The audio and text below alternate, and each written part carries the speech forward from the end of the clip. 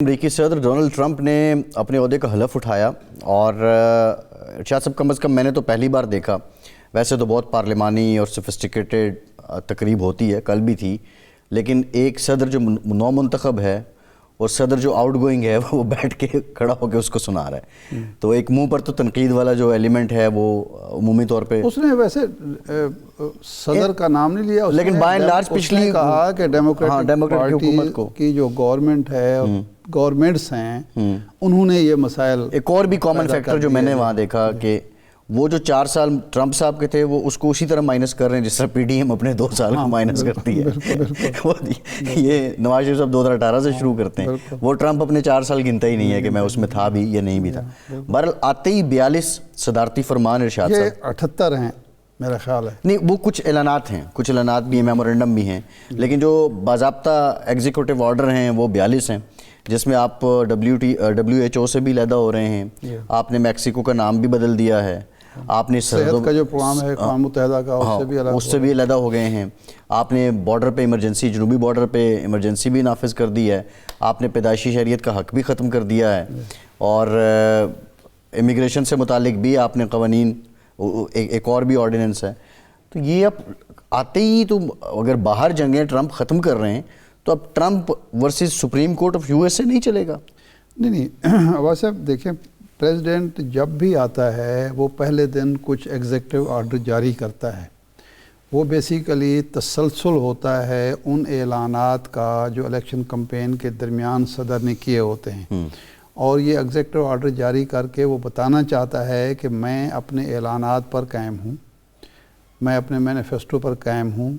میں نے جو عوام کو یقین دہانیاں کرائی ہیں اس کے لیے میں انتظار نہیں کر رہا۔ ہمارے ہاں تو عجیب تماشا ہوتا ہے نا کہ یہ حکومت بنتی ہے، اس کے بعد وہ آ کے بیٹھ جاتے ہیں، مزے لینا شروع کر دیتے ہیں، پتہ چلتا ہے کہ منشور تو ویسے ہی غائب ہو گیا ہے، وہ کوئی بکری کھا گئی ہے،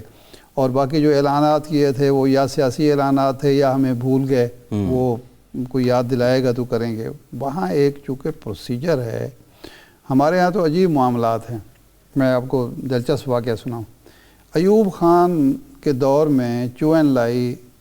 چائنا کے وزیر اعظم چین کے چو این لائی دورے پر تشریف لائے، اور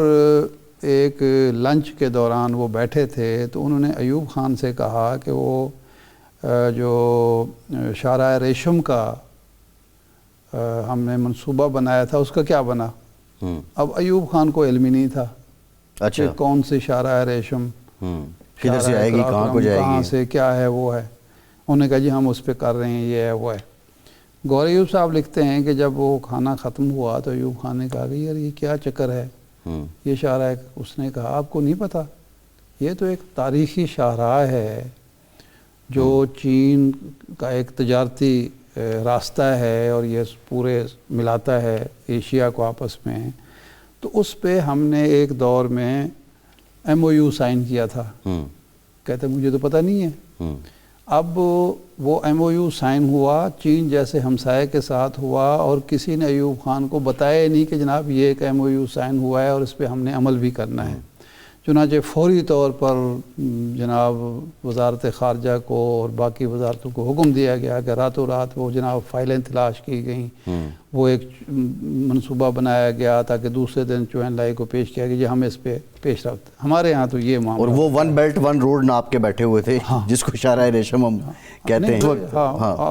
مطلب وہ ایک پرو ایکٹیو دیکھیں نا کتنے ہیں، وہ پرانا تجارتی راستہ ہے،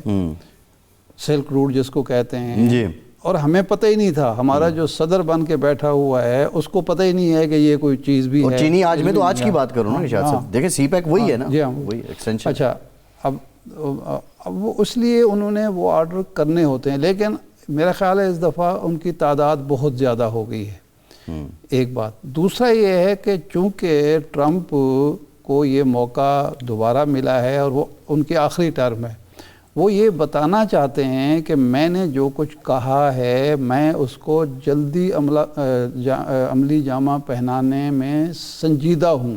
یہ کوئی نہ سمجھے کہ بس جی میں آ گیا ہوں تو اب وقت گزرے گا، میں جلدی سے جلدی جو کچھ کرنے کی کوشش کروں گا۔ اچھا، باقی تو بہت ساری چیزیں ہیں جو کہنے کی ہیں، لیکن ایک چیز جس پہ میرا خیال ہے بہت وہاں کلیپنگ بھی ہوئی اور شاید ہمارے یہاں جو ایک نئی نسل تیار ہوئی تھی پچھلے 10-12 سال میں، ہاں انلائٹنڈ یہ ماڈریشن کے نام پہ اس نے کہا کہ جی جینڈر دو ہی ہیں، جینڈر دو ہیں، مرد ہے یا عورت ہے. یہ بکواس اب ختم ہونی چاہیے کہ ایک پریگننٹ عورت کہتی ہے کہ میں تو مرد ہوں جی اور آپ کو ماننا پڑے گا. وہ ایک مرد ہے ہر لحاظ سے اور وہ کہتا ہے نہیں جی میں عورت ہوں، تو آپ کو ماننا پڑے گا. اور وہ گھسا جا رہا ہے، واش روم بھی وہ خواتین کے استعمال کر رہا ہے کیونکہ اس نے دعویٰ کر دیا ہے کہ میں، اور آپ اس کو کہہ نہیں سکتے. یہ جو حقوق کے نام پر یہاں گند پھیلانے کی کوشش ہو رہی تھی، پاکستان میں بھی آپ کو پتہ ہے بڑے ایکٹیو تھے، فطرت سے لڑائی مول لی تھی یہاں بھی. تو اس نے کہا ہے، یہ آپ کو یاد ہوگا کہ کلنٹن جب آئے تھے تو انہوں نے، بش سینئر نے کچھ لوگ فوج سے نکالے تھے، تو کلنٹن نے اپنی الیکشن کمپین جب چلائی تو اس نے یہ کہا کہ میں ان سب کو بحال کروں گا. چنانچہ وہ جب آئے تو انہوں نے کہا کہ بحالی کا عمل شروع کرو. جی تو اس وقت کولن پال جو تھے فوج کے سربراہ تھے، جی ایگزیکٹلی یاد ہے، وہ اڑ گئے.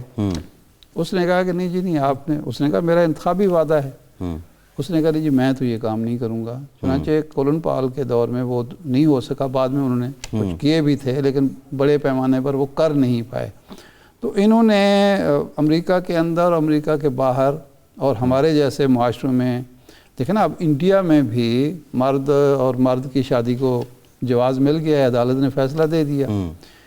اور پاکستان میں بھی، لیکن میرے خیال انڈین معاشرہ بھی اس کو ایکسیپٹ نہیں کرے گا، نہیں کر رہا، لیکن پاکستان میں بھی آوازیں اٹھنا شروع ہو گئیں. پاکستان میں تو اب یہ ٹرانسجینڈر کی جو اصطلاح ہے، یہ پہلے تو ہم نہیں سنتے تھے. دیکھیں ایسوسیشنز یہاں پہ بنی ہیں. مشرف صاحب کے دور میں جو انلائٹنڈ ماڈریشن کا سارا ایک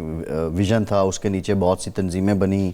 جنہوں نے اس کو انہینس کیا. پھر اس پہ انفارچونیٹلی فلمز بھی بنتی رہیں، اس سے متعلق لٹریچر آتا رہا. لیکن ٹرمپ، جس یورپ یا امریکہ جس سے ہم بہت زیادہ مرغوب ہیں، تو انہوں نے یہ کہا ہے کہ آپ فطرت سے لڑائی نہیں لڑ سکتے. اس کا سمپل خلاصہ یہی ہے. لیکن الحمدللہ پاکستانی معاشرے میں ارشاد صاحب اس سے متعلق بڑی ریزسٹنس بھی ہے اور ریزیلینس بھی ہے. اس کو ایکسیپٹ کرنا بڑا، اسی میں اس بات پہ کہ جی یہ جو ایک ہے، اس کے حقوق ہیں، اس پہ ڈرامے بن رہے. یہاں مہم تو چلتی رہی ہے، کامیاب نہیں ہونے دی اس معاشرے نے، لیکن یہاں ہیں ایک ایلیمنٹ ہیں. امریکی سفارت خانہ باقاعدہ ایسے لوگوں کی حوصلہ افزائی کر رہا تھا. این ممکن ہے کہیں سے کوئی فنڈز بھی مل رہے ہوں. نہیں، یہ ایگریڈ صرف امریکی سفارت خانہ نہیں، اور بھی بڑے معاملات رہے ہیں. ویمن امپاورمنٹ کے نام پہ، جس طرح یہاں پہ فیملی کورٹس میں اور چیز ہے، خواتین کے حقوق کا معاملہ اور ہے. لیکن یہ جو تیسری صنف کے نام پر یہ جو پروموٹ کیا جا رہا ہے کہ جی آدمی کی مرضی ہے، فرد کی مرضی ہے کہ وہ اپنے آپ کو عورت قرار دے، یعنی اللہ نے، قدرت نے اس کو مرد بنایا ہے یا عورت بنایا ہے یا ایون تیسری صنف بنایا ہے، لیکن آپ یہ حق اس کو دینا چاہتے ہیں کہ وہ ڈیسائیڈ کرے. بالکل ٹھیک ہے.